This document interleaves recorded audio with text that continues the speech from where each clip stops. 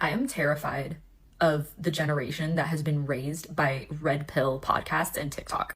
Y'all are quite literally completely delusional. You completely objectify women and you look at us as disposable after 30. And then on top of that, unfortunately, there are women that are subjugating themselves to these men that just do not have any type of real consideration or love for them. And I am just so sorry for this generation of women and these types of men that you have to deal with. I mean, I am fucking appalled. I am so fortunate to be with a man that doesn't think like these men, but holy shit, it feels like we're doomed.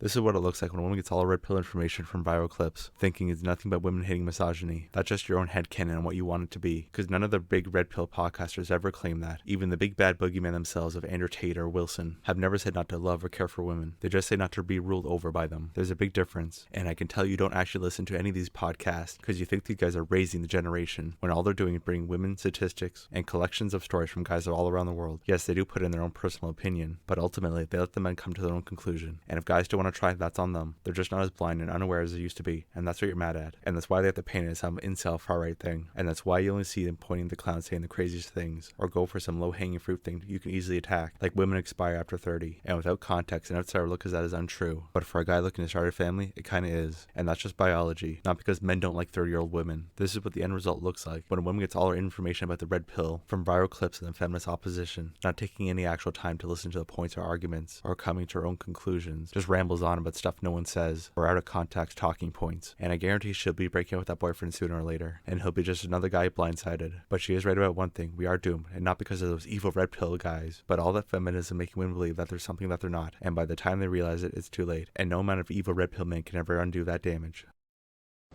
Hi, hello, welcome to my divorce diary for today. Today's entry includes a story from soccer practice. It was my son's soccer game, and my ex-husband and his girlfriend came, and what do you know? They brought muffins for the children, which ended up coming home with us. And when we walked in the door, my son insisted that I try a bite. Now let's break this down. My ex-husband's girlfriend made these muffins in the house that I built, designed, and it was my house, my kitchen. So these were made at my old house.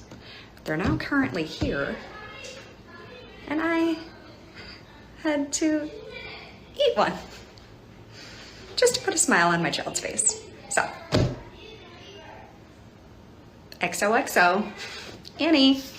What we have here is a woman seething that her choices didn't work out for her, that the grass on the other side was indeed not greener, that this new chapter in her life that's supposed to be this new rising action that will lead to something better is actually the declining one. And now that her life didn't turn out the way she thought it'd be, this eat, pray, love fantasy she had in her head of traveling and getting ushered around the world by hot young billionaire chads and doing whatever she wanted all the time didn't happen, and her life is now worse off. She's mad about it, and what she should really be calling the diaries is the bitter diaries, because her life didn't turn out to be that power fantasy she had in her head going into this. And to top it all off, the person who she thought the source of all her problems were is far better off and has someone much younger, prettier, and putting that kitchen to far better use than she ever did, has her seething down to her core. The lesson here is most of the time you're not going to be better off, and if he's a good guy, treats her right, and doesn't turn into WrestleMania every time he comes home, you're probably not leaving for a better situation, and you'll end up in some sort of version of this, not better off than what you had, taking home the baking goods of the younger, prettier version of yourself.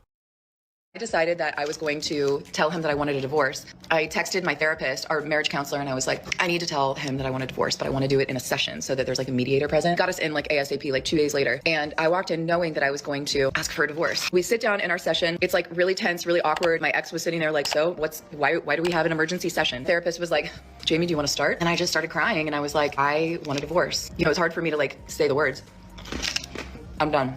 I want a divorce. He sat there quiet. I'm sitting next to him crying. He didn't move. He didn't look at me. He didn't react at all. He just was stone cold. And eventually our therapist was like, would you like to respond? He responded right away, and he's like, fine, let's just go ahead and finalize the details.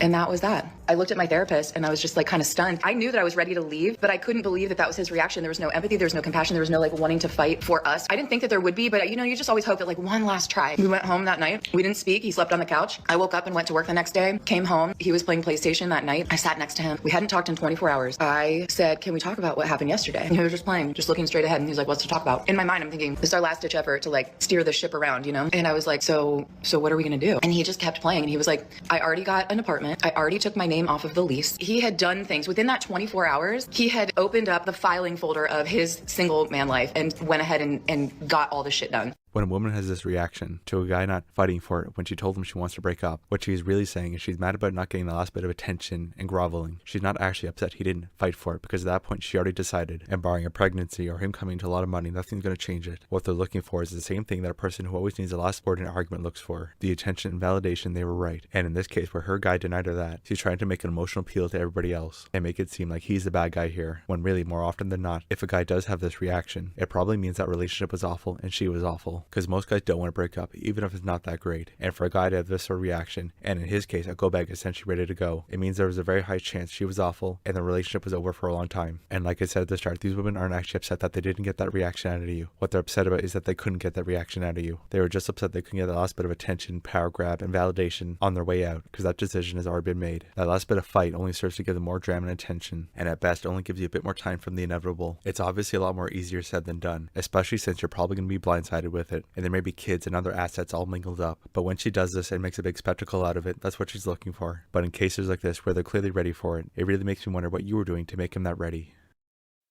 I just saw a girl on TikTok and she said, I always feel sad on dating apps because I look at all the men that like me, or the men putting themselves out there, and I'm declining them, and they're trying their best. You know, they're just trying to find love too, and they're just trying to find someone. And she's saying no to them, and she just feels sad for them because there's so many of them out there. And I had an epiphany, and I was like, wow, that's how you know we have more empathy in our little baby finger than most men in the entire world, because a man would never even have a thought or even occur to think that way about a woman they find unattractive. What this woman is trying to do is paint one specific situation that only really happens to women to prove that women are the only ones that have empathy, when in that situation, most guys will never get enough matches to feel sorry. Most guys are lucky to get 1 or 2 a month, but when you turn it around to a situation that only really happens to men, like getting divorced, raped, losing your kids, and living out of your car, there's strangely not much women empathy there. Empathy is not gender specific. She's just trying to weaponize it against men and make it look like women have this inherent good and moral superiority. And what's worse, she's using this one anecdotal experience she has to try to prove her point, when I'm sure the overwhelming majority of women couldn't care less. And in most other situations that aren't gender specific, I'm pretty sure empathy is pretty equal across the board. But I do think men are more likely to do something about it, where women will just do stuff like this to farm likes and make themselves the center of the situation. Bottom line, I don't think empathy is gender specific, but rather the level people will have is determined by a number of combinations like fault, situations like how closely people can relate to it, like accidents, or some other thing that can commonly happen to people, and then maybe something gender specific. If anything, her video works against her, because there's plenty of different ways to feel empathy, not just that one specific way. And even if this is all fake rage bait, you're then using a very real situation to farm clout. So where's the empathy in that? Why does every man I meet want kids? Why do you all want kids? Have we looked around recently? You guys, I feel like I'm going crazy. And I don't think it's too woke of me to think critically about these things in this manner, because any way I look at it, whether it's political or economic or social or financial, etc., it does not make any sense to have a biological traditional family in this country at this time or in the next 5 or 10 years. Yet every man that I am remotely interested in drops the bomb of, yeah, I want kids.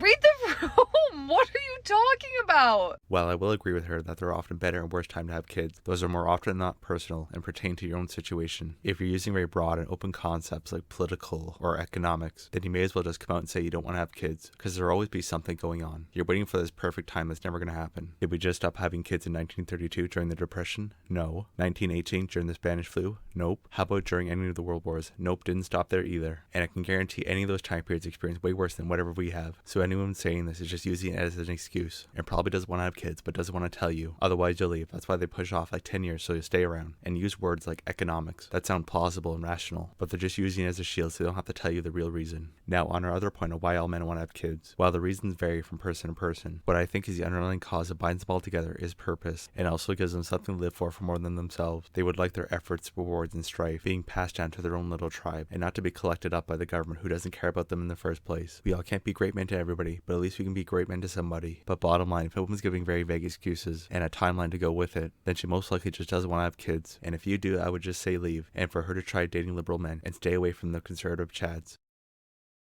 Hey, do you want to go upstairs and play chess? I'm so tired. Not tonight. Okay. It's just the phase of life we're in. Honestly, when you say that, what I hear is that we're not going to play chess for 3 years. I could live without it.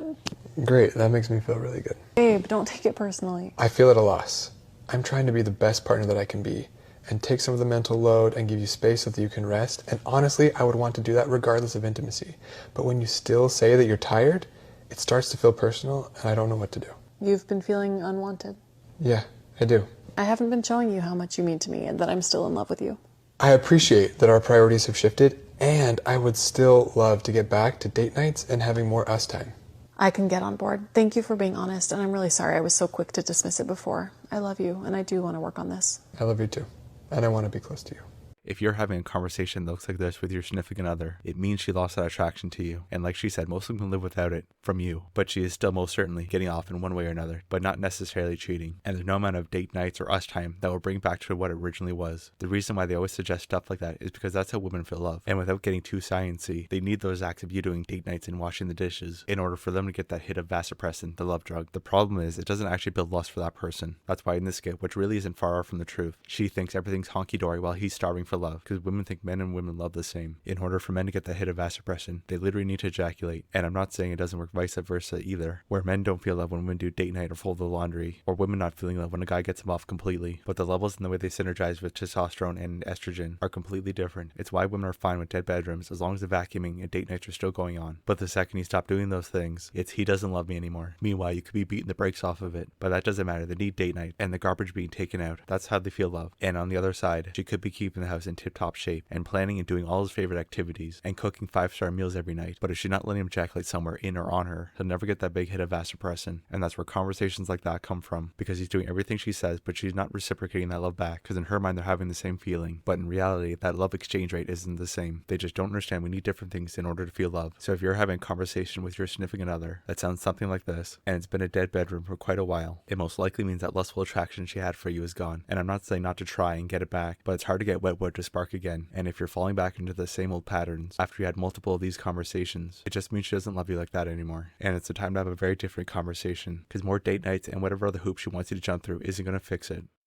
We listen and we don't judge. Remember when I knew you for like 4 days and you helped me move my apartment and a couple other guys showed up to help me move too? Yeah. I was going on dates with them too. I just invited everyone I was dating at the time to help me move my apartment. There was like 3 dudes that I was all dating. We don't judge. I'm just hoping you move against my competition.